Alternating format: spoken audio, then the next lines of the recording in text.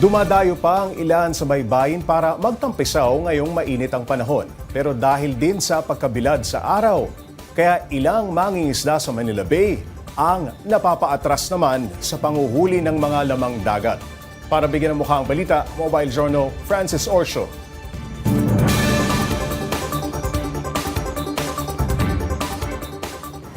Marumi at puno ng polusyon.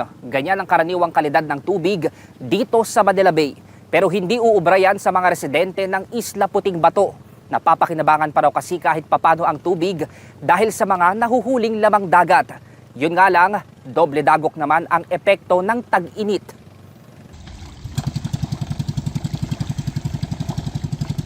Abala sa paghahanda para mangisda sa Manila Bay si Tatay Edwin na taga Isla Puting Bato sa Tondo, Maynila. Ito ang kanyang pangunahing pinagkakakitaan sa nakalipas na 20 taon. Kwento niya, sagana raw ang nahuhuling isda noon sa Manila Bay. Pero ngayon, bumaba na raw ang bilang at kalidad ng mga nahuhuling isda. Bukod kasi sa epekto ng kaliwat ng reclamation projects at dredging, naging pahirap din ang epekto ng El Nino at tag-init. Ayun na nga ang laking problema naman ngayon dahil sa sobrang init.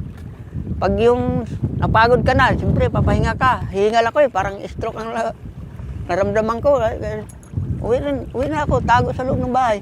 Ganyan din ang sentimiento ni Kuya Roger dahil sa polusyon at tindi ng init, nasa 2 kilo na lang ang nahuhuli niyang tahong at alimasag. At imbes na sa malalaking palengke ibenta, tingi-tingi niya na lang itong pinapabili sa kanilang komunidad. Sa ganyang sistema, swerte na raw kung kumita sila ng 250 hanggang 300 pesos sa isang araw. Pero ngayong mas kailangan nilang magpahinga mula sa init, ang kita sa buong maghapon nasa 150 na lang. Nahihilo man minsan.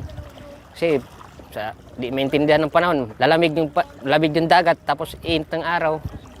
Parang nakakapagod din. Una nang nagbabala ang pag-asa sa matataas na heat index o yung epekto ng init sa katawan dahil sa pagsisimula ng warm dry season o tag-init. Matatandaang noong mga nakaraang araw, pumalo sa danger level ang heat index o mahigit 42 degrees Celsius sa Metro Manila. At mas lalo pang dumadami ang mga lugar sa bansa na may matataas na temperatura dahil na rin sa epekto ng El Nino. Una na rin nagsabi ang Bureau of Fisheries and Aquatic Resources na apektado ng mainit na panahon ang produksyon ng isda. Pero ang pinakatatamaan dito ay ang mga freshwater fish ponds kung saan mas mabilis mag-evaporate ang tubig at mawalan ng oxygen. Sa ngayon, ang mga mangingisda tulad ni Tatay Edwin at Kuya Roger umaasang mapapaabutan ng tulong mula sa gobyerno dahil sa epekto ng nangyayaring El Nino. Mobile Journalist Francis Orsio po, hatid ang mukha ng balita. Isinilang na walang talukap ang isang batang babae sa Dasmariñas, Cavite. Kaya ilang taon na rin siyang nahihirapan dahil nakadilat lang siya kung matulog. Para bigyan ng mukha ang balita, Mobile Journal Yada Pascual.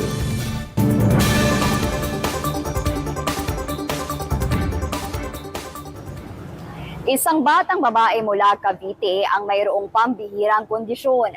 Sa sobrang bihira, isa sa kada 1 milyong tao lamang sa buong mundo ang mayroon ito.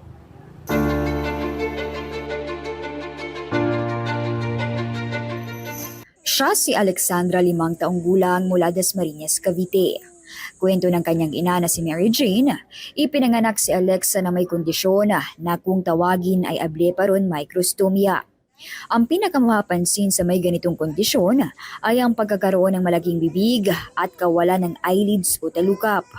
At dahil nga dyan, hindi nila kayang pumikit. Hindi lamang sa mata at bibig, kundi para pati na rin sa ears, sa skin, pati yung mga fingers, no, and toes, mga daliri ay pwede rin maapektuhan, no, at yung mga pwede rin maapektuhan ng kanilang developmental delays. So, Makikita sa mga test tulad ng ultrasound kung may congenital defects ang sanggol sa sinapupunan.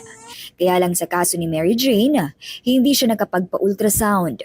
1 beses sa 1 buwan lang daw kasi ang kanyang day off bilang kasambahay noon. Inisip ko na po na siguro po sa kapabayaan ko din gawa ng di po ako nakapagpa-check up noon. Tapos wala po akong ultrasound ko po agad nalaman na may gano'n na pala siyang kondisyon sa loob ng tiyan ko po. pero kahit na may makita tayo, no, hindi pa rin natin naman mababago kung ano yung genetic problem or congenital problem ng baby kahit na nakita siya sa ultrasound. Mapansin na may puti sa gitna ng mata ni Alexa. Dahil dyan, lumalabo ang kanyang paningin. Trabaho ng talukap nating basain at protektahan ang pinakaharap na parte ng mata. At dahil wala siya nito, natutuyot, nagsusugat at namimiklat ang kornea. Ayon kay Doc, maraming stages ang kailangang pagdaanan ni Alexa para siya ay magamot. Una na riyan ay malagyan ng talukap ang kanyang mga mata.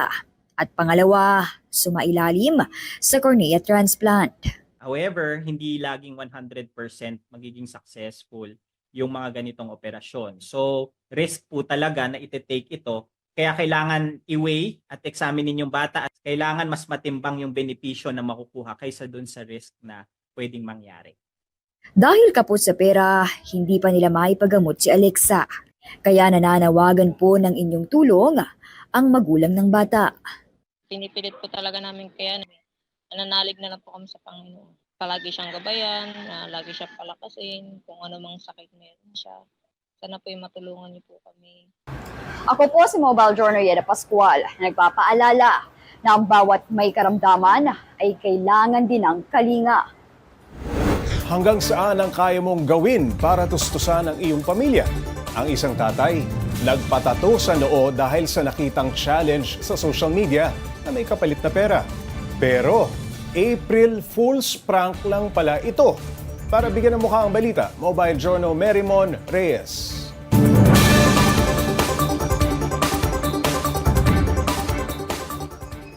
Sa hirap ng buhay ngayon, ilan sa mga kapatid natin gagawin lahat para lang kumita ng pera. Pero paano kaya kung yung alam mong pera na, prank lang pala? 100,000 pesos kapalit ng tattoo sa noo? Yun ang post ng isang takoyaki store kasabay ng April Fool's Day noong April 1. Pero laking gulat nila nang may magseryoso sa kanilang post. Nag-comment agad ang isang Ramil Albano nang may larawan na nagpapatattoo na siya. Para makontrol ang sitwasyon, agad na binawi ng takoyaki shop ang post at sinabing hindi sila accountable sa pagpapatattoo sa noo ni Ramil. Pero iba ang sinasabi ng ilang abogado. Meron tayong batas na civil code at nandoon sa provision sa 1479 naman nakalagay na yung unilateral promise kapag ina-accept may obligasyon doon sa nangako na tuparin yung kanyang pangako. Hindi pwede sabihin, ay, it's a prank.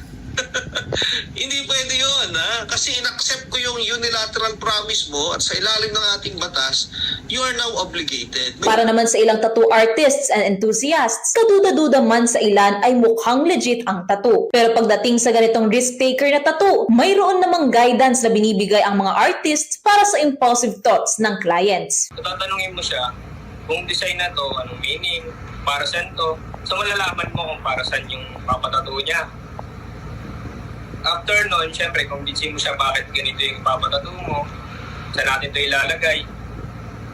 So pag nandun na, syempre, sa noo pa. So tanungin mo sa noo, ba't ilalagay sa noo? Kaliwat ka ng mga negosyo naman ngayon ang lumalapit kay Mang Ramil para bigyan siya ng pera. Ang isa pa nga, binibigay ang buong 100,000. Gagamitin daw sana ni Mang Ramil ang pera para sa pag-aaral ng anak niya na may Down syndrome. Kita mo lang yung post. Yung ayun lang, yun nasa ano lang, nasa may gitna. Sa wall lang. Tapos nagpatato ka na kagad. Ba't mo kuya, ba't mo naisipan ano bang gagawin mo sa pera dapat?